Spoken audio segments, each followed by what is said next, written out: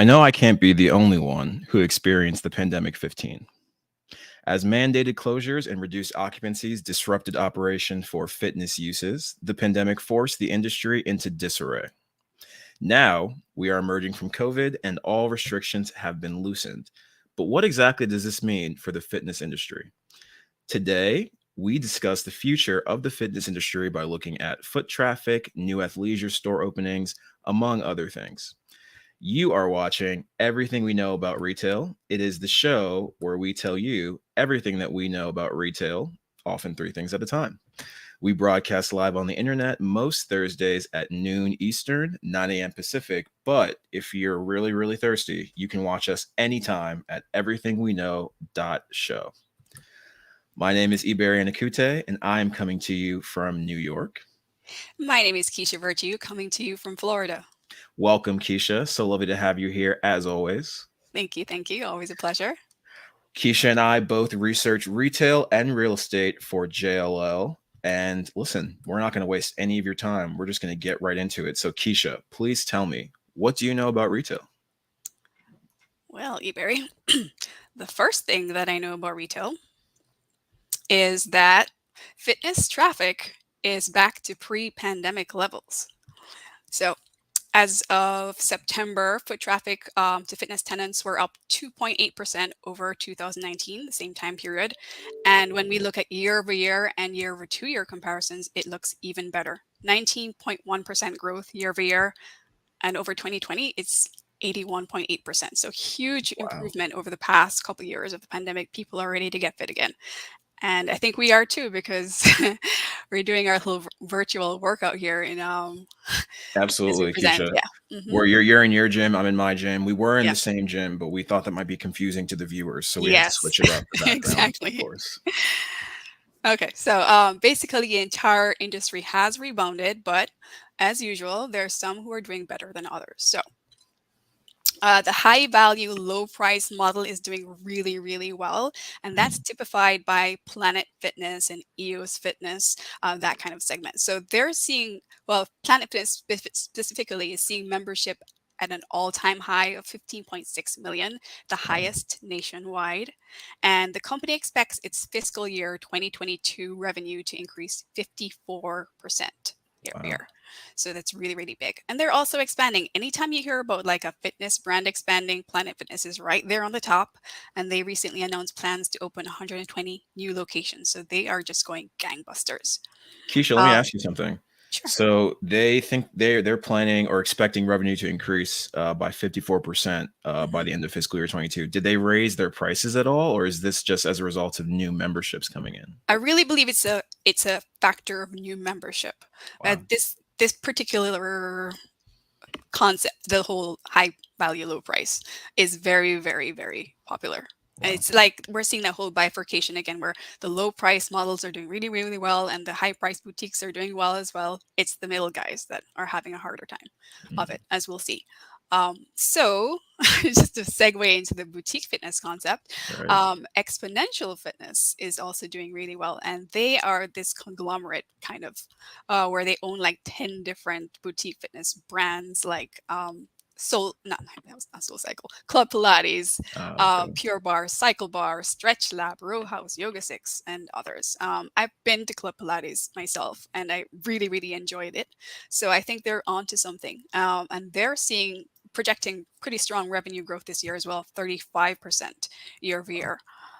And in the graph, we also see Lifetime Fitness, which is its own kind of unique, super luxury, very extensive sort of concept. They're doing Right. well, 42% growth expected this year. So those are the brands that are doing pretty well. But as we said, the middle of the road brands not doing as well. We saw that Mm. 24 Hour Fitness had bankruptcy in 2020, which they have emerged from, but they're still on the road to improvement.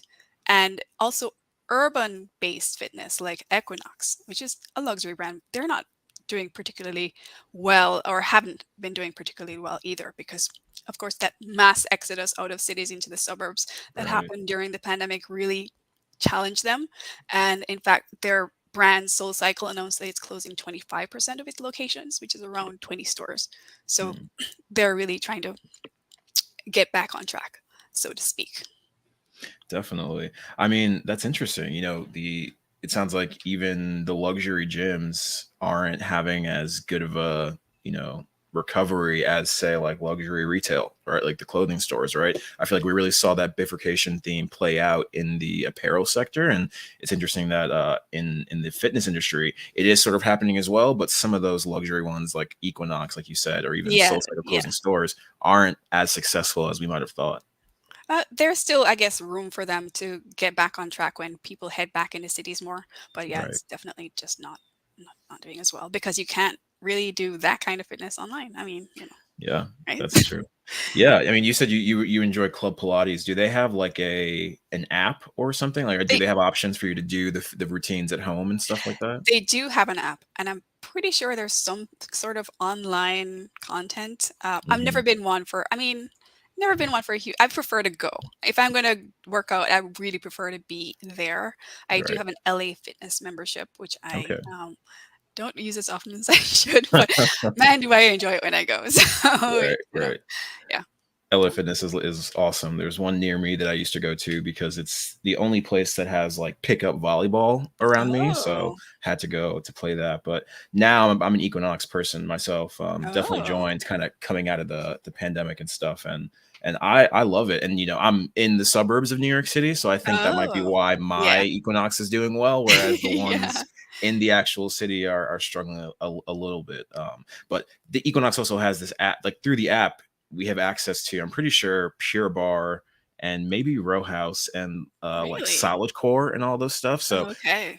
I can take all those classes at home. I can, project from my phone onto my TV and have that, experience there. But kind of like you said, it's not like going to the to the actual Mhm. gym because I don't know about you, Keisha, but for me, I'm very I give myself a lot of grace when it comes to exercising. So if I'm in the middle of something hard and I'm at home doing it, it's very likely that I'll just stop and take a deep breath and come back in when I feel like it, as opposed to being in the class, right, where the instructor is really making sure that you're participating and trying to push you. I feel like you need that coaching a little bit because it's just too easy to lay on the mat when you're at home. You know what I mean? For me, I think for me, it's the equipment. I Right, mean, Pure Club Pilates, great equipment. You can't get that at home. You're not going to right, buy right. a reformer. I don't know how many thousands of dollars that would I be. can't imagine. And LA Fitness, I go like half of why I go is for the sauna. Honestly, Okay. that's how I decompress after my workout, and I just feel like $1,000,000 when I leave. So yeah. Absolutely, I feel that too. I've gotten very yeah, the steam room is a Oh, crucial part of my exactly. routine now. There you go. Yeah. Mhm. Here, same page, Keisha, same page. There you go. I knew we were eye to eye when we got the same fitness Exactly. picture coming up. So, Ebere, what do you know about fitness?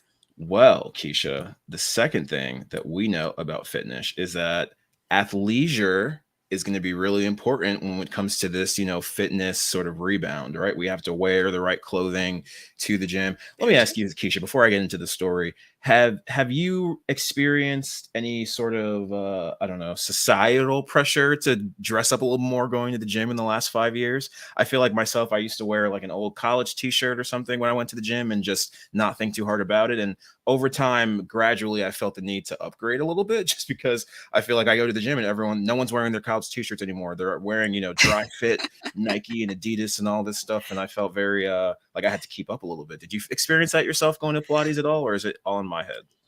I felt it, but I did not give in. I'm like Mm. really old school. It's going to be my sweats that I got from Target and a big t-shirt. Sorry. There you go. There you go. Because I mean, no, it's just I appreciate that. I appreciate your stick with itness. I don't know what the word for that is. Tenacity, maybe, but I appreciate your resistance to trends. I think maybe Uh, if I worked out all the time, I could justify buying a whole lot of fitness attire, but right. sadly, no. Right. I feel you on that. But the thing is, it sounds like, people in Soho, New York are gonna have to at least look like they're working out a little bit more because one of the most preeminent athleisure retailers of the moment, Viore, I hope I'm spelling that correctly, or pronouncing that correctly at least. They are have announced that they're going to open their newest store in Soho, New York City. Oh, that is awesome. So, for those who might not be familiar with the brand Viore, they are a Southern California based active and lifestyle brand, is how they describe themselves. So, I think that that means wearing gym clothes to run errands. You know what I mean? I think that's the active and I, lifestyle. It's the intersection of leaving the gym to go to the grocery store. Do you follow? as a Viore owner, I have to say I exclusively wear it as leisure. Hmm. Like I was wearing it this morning. It's like 80 degrees outside, but I had on joggers. Right. Yes, it is simply the most comfortable thing you could probably ever put on your body. So just that's my endorsement. It's quite an Yes. endorsement. Yeah, listen, this is not a sponsored paid episode. Okay, No, that's it's not. really how Keisha feels. So you know that it's legit. Yeah. I don't have a pair or a Viore yet, but with Keisha's endorsement, I feel like I now have to. Yes. I'm very susceptible to this, as we've discussed, what other people were wearing. So they were founded in 2015 in Southern California, like I said, and they recently opened their largest new store in Soho. So it's going to be 5,000 square feet at the corner of Spring Street and Mercer Street, so right in the heart of prime Soho. And you know what's interesting? I would have, I could have been convinced that this was maybe their second, third, fourth, even first store, right? Hmm. Turns out this is their 25th store that they have. Were you aware of that, Keisha? Had you been to a Viore store before? I sadly have not even seen any down here, and I'm waiting Same. for it to appear in my book mall, which I'm almost sure it will, because Right. they have every other athleisure store there is. So Yeah, and that it's a huge, trend right now. There's a lot of store openings in this category. Of course, Viore is just sort of emblematic of all of the yes. growth that we're seeing when it comes to, athleisure store openings. And so we'll discuss that a little bit later, but I want to tie it almost back to that bifurcation theme a Yeah, little bit, because exactly. Viore is definitely on the more expensive end, I'd say, of athleisure. So we'll get back to that. But it's their 25th store, and they actually plan to open several more by the end of this year, right? So actually, I'm talking all this and I haven't even shown you the store, Keisha. So It's so this pretty. is what the new Soho store looks like on the inside. And I have to say, what stands out to me first is the arrangement of the mannequins, like their body Yes. positions. That's super cool. It's super cool and like such a small thing, but really like makes a difference. When all the mannequins usually in every other store are standing like the ones on the right hand side of the screen, and you have this one Exactly. in the middle who's doing. I mean, I do a little bit of yoga, Keisha, and that's not a yoga pose that I'm familiar with. Maybe I haven't gotten to that level yet. Maybe that's what it is. Maybe my novice is showing, but these are very interesting positions that they're in that, you know, just aesthetically make me want to know more about the brand. So Yeah. subtle, nod to them for that. Mhm. But other openings aside from this Soho store that are going to happen this year include in Chicago on Rush Street, North Park in Dallas, as well as Las Vegas and Scottsdale, Arizona. Ooh, there you go. So they are not bashful at all. They have very aggressive expansion plans that they're already underway on, and they've stated that they want to reach 100 total stores over the next 5 years. So they're going to open 75 stores over the next 5 years. So Keisha, that's 15 stores a year. If my math, yeah, that's 15 stores a year. I just did some quick Really, math. yeah. I'm just That's a really lot of stores. anticipating when they hit South Florida. Just Yeah. Yeah. I mean, they have to, if it's not Boca or Miami or Fort Lauderdale, they're coming to South Florida yeah, for sure. Yeah. And you'll have to, give us a tour of the Viore store once they open over there. for sure. So like I said, I think it's interesting. We'll look at some of the other pictures of the inside of the store. Again, this mannequin just Oh is, yeah. and I'm enthralled. I want to know what her story is. I want to know how she ended up in that position. I'm really just so interested. The company themselves has a really fascinating story, right? So they were founded by Joe Kudla, who's an avid yogi and hiker from California. He started with $300,000 that he raised from family and friends. I need some friends like that, Keisha. I don't know about you. Right? To create the patented shorts that were Viore's first real offering. And Mhm. now they've expanded to other product offerings to obviously encompass women's clothing as well. And they're now valued today at $4 billion. So Oof. this is not.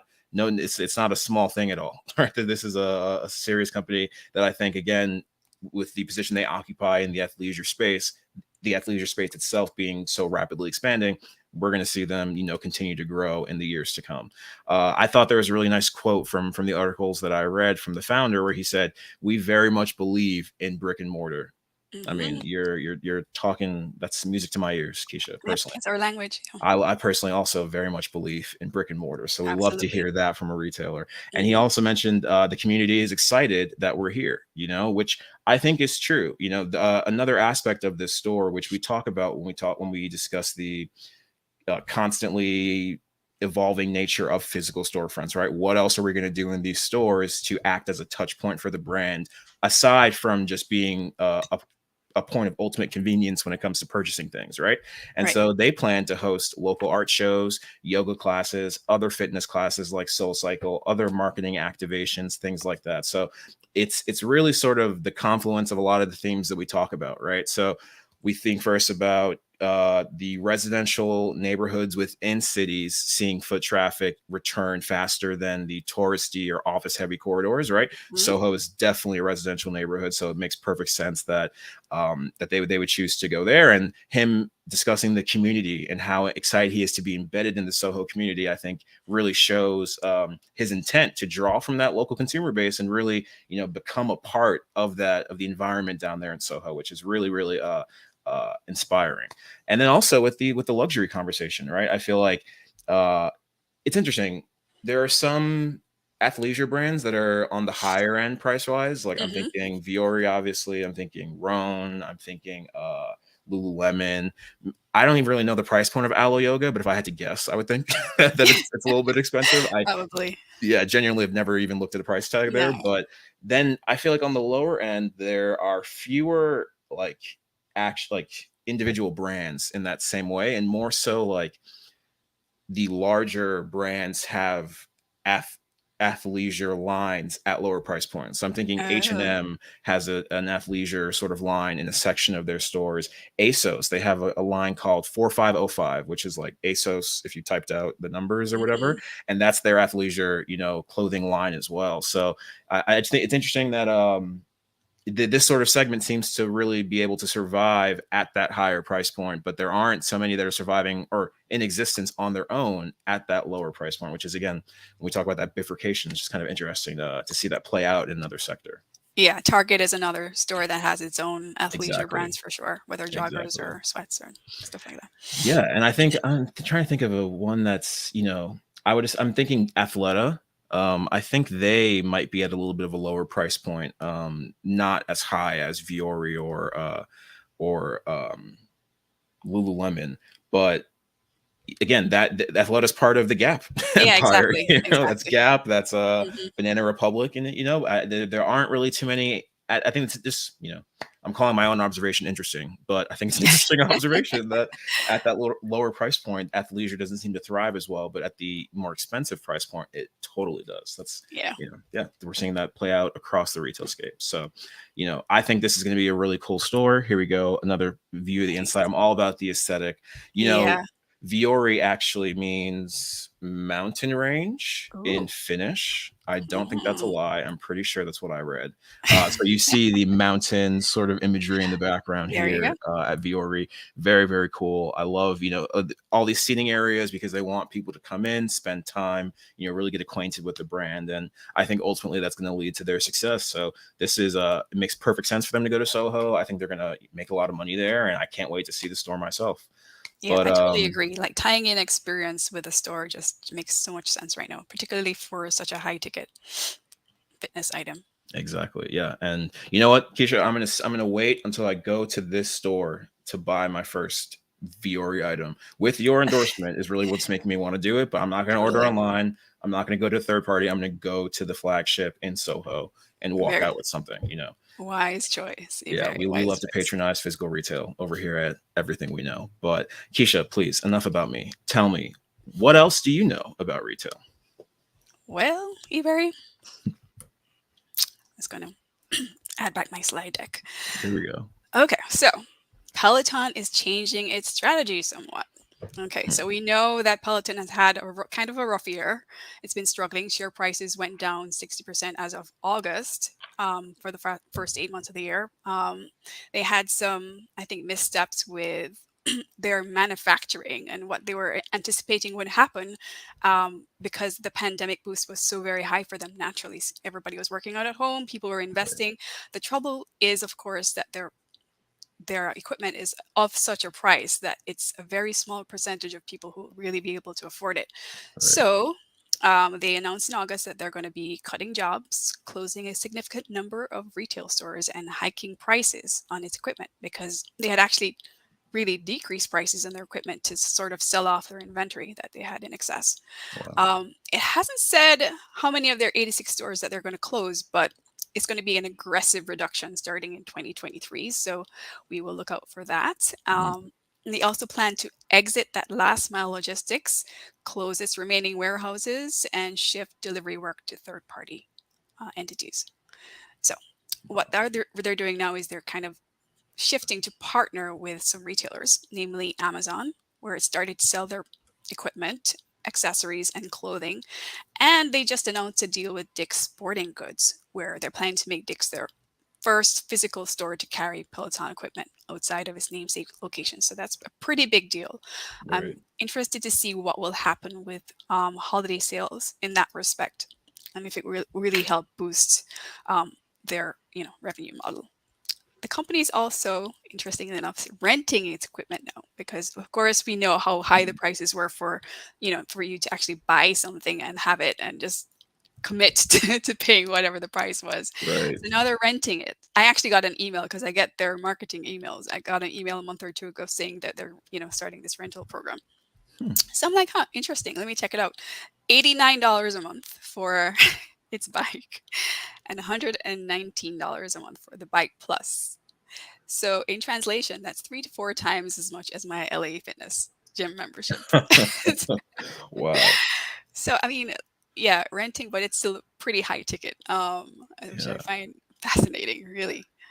That Um, is really fascinating. I wonder, so when you rent that, do they come and deliver it to you and pick it up as well, or are you responsible for transporting the I'm bike pretty sure that because they would arrange delivery, they arrange? Hmm. and it's, I think, no commitment. So, you can just cancel Cancel anytime. whenever. Mhm.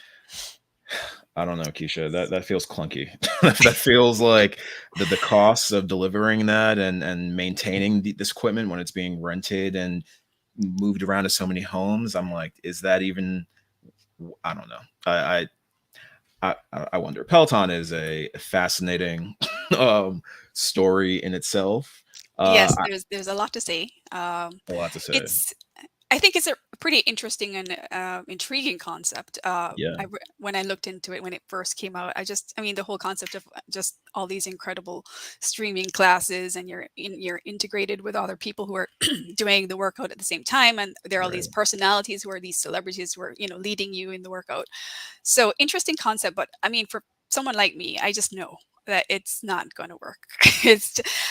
I don't have that. I don't think it's discipline, but I get migraines and I work out around them. So Okay. I can't figure that I would be the person that would be sitting down there on the bike every single day, just pumping it and going through all no. So I'm Yeah. like, and for the price point, it's just too much of a Price point's gamble, another. right? So, Yeah. All of those so are good points too. I'm trying to think to myself even now, like why, because what I should also mention is I looked at a stat right before we started the show today that said that the global home fitness market, according to PR Newswire, is expected to grow to $2 billion by 2026, which is interesting. just about 3 years from now. Hmm. And I would have thought that the takeaway from the pandemic might have been that we don't like to work out at home. Like we saw what happened with Peloton. I was just describing how if I'm doing the Pilates or yoga classes on my Equinox app at home, I give myself way more breaks than they would give you in the actual class, right? So I'm kind of, I feel like that growth that's expected is a little bit counterintuitive almost. I feel like what we learned coming out of the pandemic is people like to work out in person, like we like to work out and we want to do it, at the gym. I wonder if there's a subtle or like subconscious competitive thing of seeing someone else on the treadmill, 3 treadmills down, if that makes me run a little faster or try a little harder, what that is. But it is harder to push yourself at home by yourself, and I think that might have been the what caused all the turbulence we saw at Peloton. Like that it was Yeah.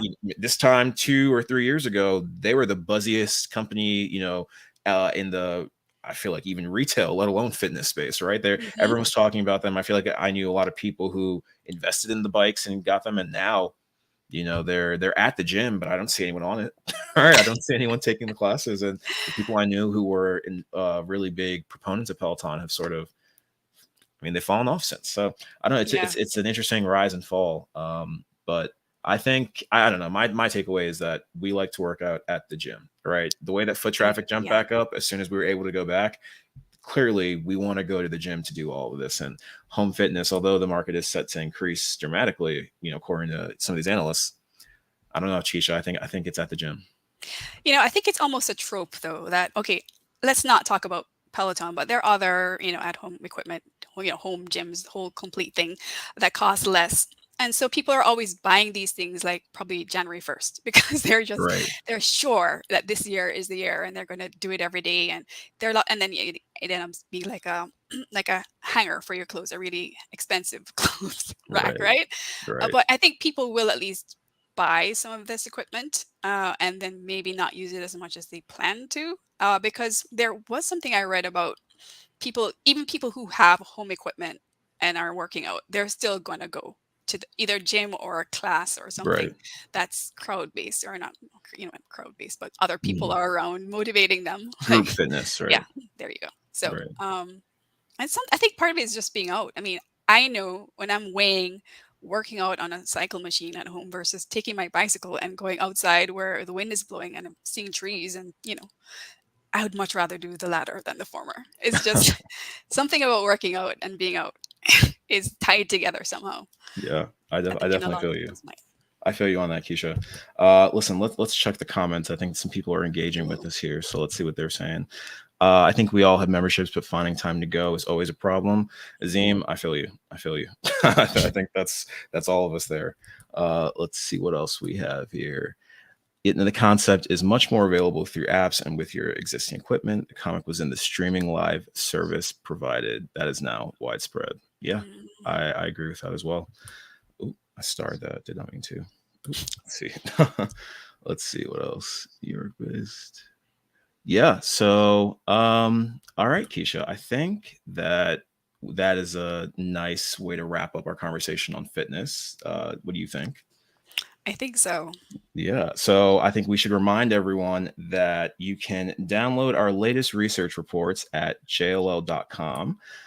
We recently released a luxury fitness report, or luxury retail report that came out just a couple weeks ago, and that discusses some of the trends that we were talking about now, especially that bifurcation of retail theme. So please be sure to check that out. And also check out the Where We Buy podcast, where we do in depth audio interviews. You can listen at wherewebuy.show or on your favorite podcast app.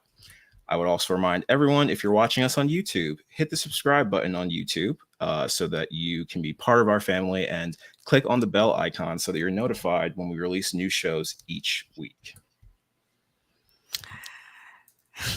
Additionally, you can follow the JLO retail page on LinkedIn. So we will be back next week with a new episode, Thursday at 9 a.m. Pacific, 12 p.m. Eastern. Keisha, tell me, what did you learn about retail this week? I learned that VRE stands for mountain range. In Did you say that in Finnish? Say that again. Did you learn that what? That VRE stands for mountain range. That's what I, yeah, Oh, that's I what did I not know heard. that. Yeah. That's amazing. And I learned that SoulCycle is closing 25% of its locations. Mhm. So that's sad news. But Mhm. if you all want to know more of everything that we know about retail, please feel free to join us here next week.